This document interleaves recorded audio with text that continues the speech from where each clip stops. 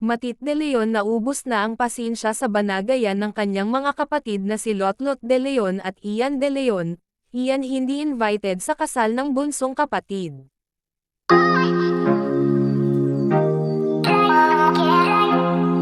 Ang daming posts kaugnay sa absence ni Ian de Leon sa recent wedding ng bunso ni national artist Nora Honor na si Kenneth de Leon. Conspicuous na wala si Ian sa wedding pictures, at ang hanash ng netizens, Noren Ians, ay hindi talaga tanggap ang mga ampon ng ina. Kaugnay rito, nagpost si Matet de Leon sa Facebook nitong ika-26 ng Enero taong 2025, Lunes. Pakiusap ni Matit, published as is, please stop harassing my brother dahil sa wedding na may kulang. Wala kaming obligasyon na mag-explain sa inyong lahat dahil pinipili lang namin kung ano ang willing kami i-share sa lahat. Yung iba, amin na lang. Napakadali para sa inyo to judge us. Sinasabihan ko na kayong lahat na magsisimula ng mawalan ng bigat sa amin ang opinyon ninyo dahil hindi na kami magbabasa ng pinagsusulat ninyo na walang kakwenta-kwenta at bulok. Humihingi din kami ng pasensya sa lahat ng may good comments. Hindi na po namin mababasa yon. Pero salamat sa inyo na may mga matuwid na pag-iisip at maaayos ang pag-uugali. Sa totoo lang, wala nang ginawang tama kaming mga apat na ampon ng nanay namin, Miss Nora Honor. Ngayon, tatanggalan na namin kayo ng power over our minds. From now on, lahat kayong bulok na tao na may nakakasukang comments ay wala nang importansya sa amin. Again, maraming salamat sa lahat ng mga mabubuting tao na bukas ang isip at mabuti sa aming apat na ampon. God bless all of you. Lahat ng mag-screenshot nitong post ko at ipo-post sa kani-kanilang pages kagaya sa ginawa ninyo sa post ko about Ken's wedding ay mananagot sa mga kinauukulan.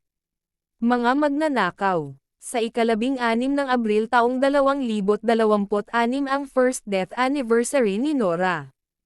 Magkakasama-sama kaya sa araw na iyon ang mga anak niyang sina Lotlot, Ian, Matit, Kiko, at Kenneth. Hindi maikakailang nandyan pa rin ang hidwaan ng magkakapatid kay Ian de Leon. May mga nag-comment lang sa absence ni Ian, at kamakailan lang ay nabigyan pa ng ibang kahulugan ang ipinost ni Lotlot sa kanyang Facebook account tungkol sa pagiging echosera. Sa kanyang FB post ay inilatag ni Lotlot ang ibig sabihin ng salitang echosera o echosera. Mahaba ang paliwanag niya roon kung saan nanggaling ang naturang salita na madalas ay ginagamit ng mga kabadingan. Bahagi ng mahabang post na yon. Tila may patama ang huling bahagi ng post nito na sinabi niyang, sa Tagalog. Sinungaling, magaling gumawa ng kwento at mag-imbento ng kung ano-anong hanash. Regardless of gender. So pwedeng echosera or echosero. May mga nagko-comment doon na tila alam ang totoong kwento na may patama rin. Merong nag-comment na, ang meaning ng echosera sa akin ay inaangkin ang isang karapatan na hindi sa kanya.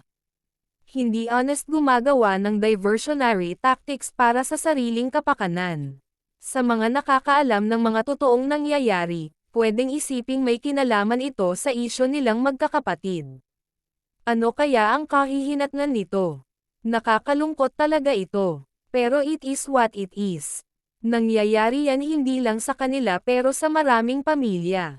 Ang mahirap lang sa kanila, mas mahirap ayusin kasi may publikong nakamasid na napapalaki ang mga bagay-bagay. Sana lang talaga, maayos ito at hindi mabahiran ang anumang magandang legacy ng artistry na iniwan ng kanilang ina. Sana talaga, ipinagdarasal natin sila.